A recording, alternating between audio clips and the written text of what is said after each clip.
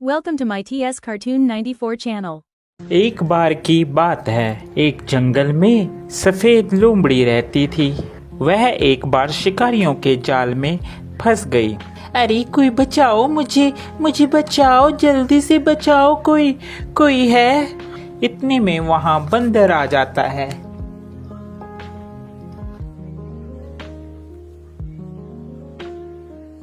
क्या है लोमड़ी, मैंने तुम्हें मना किया था ना कि घर के बाहर मत जाना। तुमने कहना नहीं माना। ये देखो, तुम्हें शिकारियों ने फंसा लिया है जाल में। एक तो तुम सफेद हो, ऊपर से तुम इतनी चुस्त हो कि किसी का कहना भी नहीं मानती। हाँ बंदर भाई, आपने तो कहा था, मेरे दिमाग से निकल गया और मैं घर से बाहर आ गई। अब क्या करूं? अरे जल्दी करो, मुझे खोलो, नहीं तो शिकारी आने वाले हैं, वो मुझे ले जाएंगे। रुको, तुम यहीं रुको, मैं किसी को बुलाकर लाता हूँ। इतने में बंदर किसी को मदद के लिए बुलाने चला जाता है। काफी समय बीत जाता है और बंदर लोमड़ी के पास नहीं आता। थोड़ी देर बाद वहां पर खरगोश आ जाता है। अरे खरगोश, बचाओ मुझे बचाओ। रुको, मैं कुछ करता हूँ। खरगोश अपने दांतों से वह जाल को काट देता है, जिसके बाद लोमड़ी बाहर आ जाती है। मगर एक बात बताओ खरगोश, तुम्हारा ये रंग कैसे हुआ?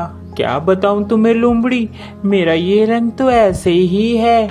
इस रंग के कारण कोई मुझसे दोस्ती भी नहीं करता। मैं तो बहुत दुखी हूँ, इस जंगल में कोई मेरा दोस्त भी नहीं है। तुम चिंता क्यों करते हो, मैं हूँ ना, मैं तुम्हारे साथ दोस्ती करूँगी। आज के बाद तुम मेरे दोस्त हो।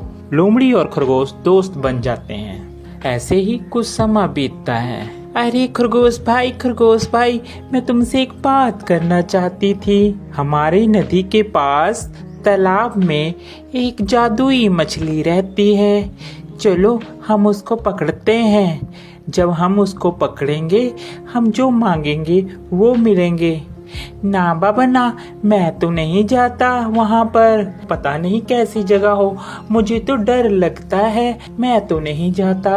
अरे चलो खरगोश चलो, सच कह रही हूँ, वहाँ पर हम जाएंगे। क्या पता हमको बहुत ज्यादा शक्तियाँ मिल जाएं, जिससे हम जंगल के राजा भी बन सकते हैं।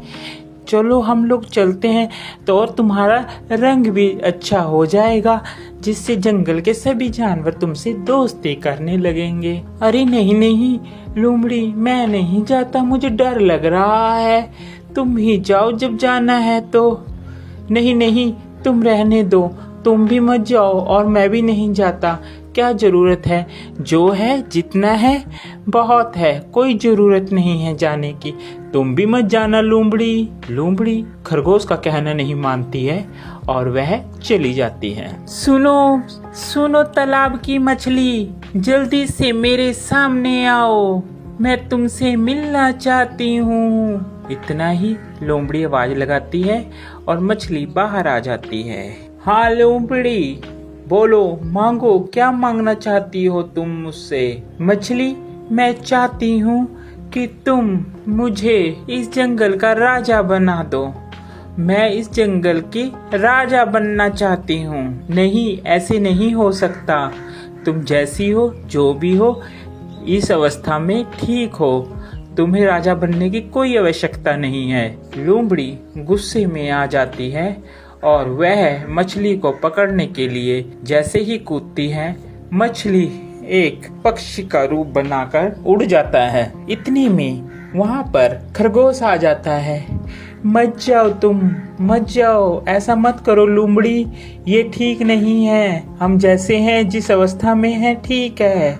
इतना ही कहने पर वह मछली क्रोधित हो जाती है। वो कहती है, लोमड़ी, तुमने जो किया वह बहुत गलत किया मेरे साथ। तुमने मुझे मारने की कोशिश की, इसलिए मैं तुम्हें माफ नहीं करूंगी। वह जादुई मछली नदी के बीच में बवंडर मचा देती है, जिससे लोमड़ी उसके बीच चली जाती है।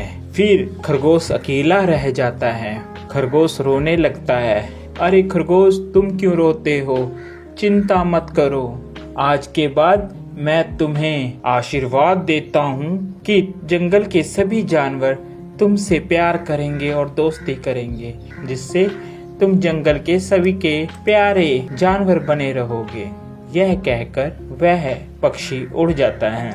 उसके बाद जंगल के सभी जानवर खरगोश का दोस्त बन जाते हैं, जिससे खरगोश खुशी खुशी रहना शुरू कर देता है। तो प्यारे बच्चों, आपको हमारी यह स्टोरी कैसी लगी जरूर बताएं। साथ ही ऐसी और मजेदार स्टोरी देखने के लिए हमारे चैनल को सब्सक्राइब करना ना भूलें। Thank you for watching.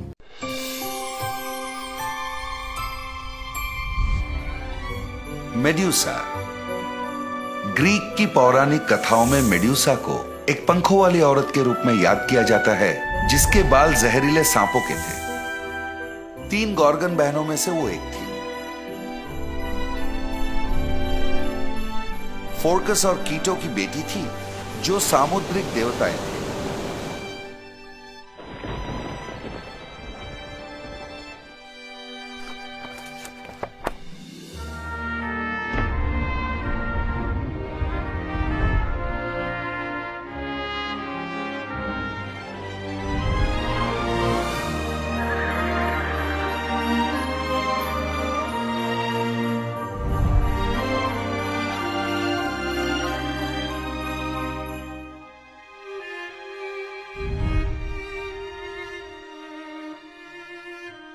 Medusa.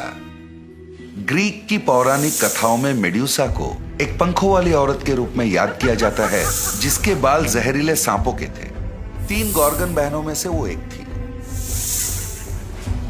फोर्कस और कीटो की बेटी थी, जो सामुद्रिक देवताएं थे। मेड्यूसा के बारे में जो कम लिखा गया है वो ये है कि वो एक पैदाइशी राक्षस नहीं थी। कई कथाओं में लिखा गया है कि वो पैदाइशी राक्षस थी, पर कई कथाएं इसका विरोध करते हैं। ओविड के हिसाब से मेड्यूसा एक बहुत ही सुंदर औरत थी, जिसके लंबे, घने और सुनहरी बाल थे। कहा जाता है कि वो इतनी सुंदर थी कि जो भी मर्द उसे देखता, शादी में उसका हाथ मांग बैठता। हर मर्द सिर्फ पोसाइडन के अलावा, जो समुंदर का भगवान था। पोसाइडन को भी वो बहुत पसंद थी, पर मेड्यूसा से शादी करने के बजाय उसने एथेना के पवित्र मंदिर में उसका बलात्कार किया। एथेना एक कुमारी देवी थी और उसकी मंदिर अपवित्र होने से उसे बहुत गुस्सा आया। इसका सारा दोष उसने मेड्यूसा पर डाला। उसने उसे श्राप दे दिया, जिससे कि मेड्यूसा एक राक्षस बन गई। उसके सुंदर घने बाल विषाक्त सर्पों में बदल गए। श्राप यह भी था कि जो भी उसके तरफ देखेगा वो पत्थर में बदल जाएगा। फिर कभी भी कोई भी उसकी तरफ बिना दंड पाए देख नहीं पाएगा, और फिर कभी उसे प्यार की एहसास नहीं होगी। इन श्रापों पर मेड्यूसा का कोई नियंत्रण नहीं था। मतलब ये कि उसे एकांत में अकेला ही रहना पड़ता। उसे सजा मिला, जबकि बलात्कार उसी की हुई थी। ऐसी कथाएं फैलने लगी कि मेड्यूसा एक ऐसी राक्षस है जिसे कोई नहीं हरा सकता। कई नामी ग्रामी योद्धा ने उसे मार गिराने की कोशिश की, पर वो सब पत्थर में बदल गए।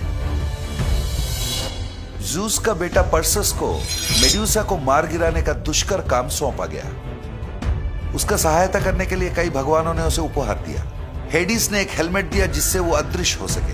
हर्मीस ने पंखों वाले चप्पल दिए। एथेना ने एक कांस का ढाल दिया, जिससे कि वो मेड्यूसा की नजर को मोड़ सके, और उसकी सर काटने के लिए तलवार भी दिया। इन उपहारों की वजह से पर्सियस मेड्यूसा की नजर बचाकर, जो कि एकमात्र गॉर्गन थी, उसकी गर्दन काट दिया।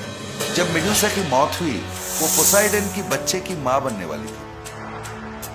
उसके कटे हुए गर्दन से पंखों वाला घोड़ा पेगासस और क्रिसॉर निकले। इसके बाद पर्सियस ने मेड्यूसा के कटे हुए सर को कई सारे युद्ध जीतने में इस्तेमाल किया। ये सर कई जीते हुए युद्धों का पुरस्कार था। भले ही मेड्यूसा को राक्षस कहा गया है, लेकिन अपने समय में एक खलनायिका के तौर पे उसे सबसे ज्यादा गलत समझा गया है। शिकार होने के बावजूद एथेना ने उसे श्राप दे दिया। कई सारे योद्धाओं के खिलाफ ना चाहते हुए भी उसे लड़ना पड़ा, क्योंकि उसे मारना वीरता कहलाता। मौत के बाद उसके सर को एक सुरक्षात्मक ताबीज की तरह इस्तेमाल किया गया, जिससे कि बुराई से बचा जा सके।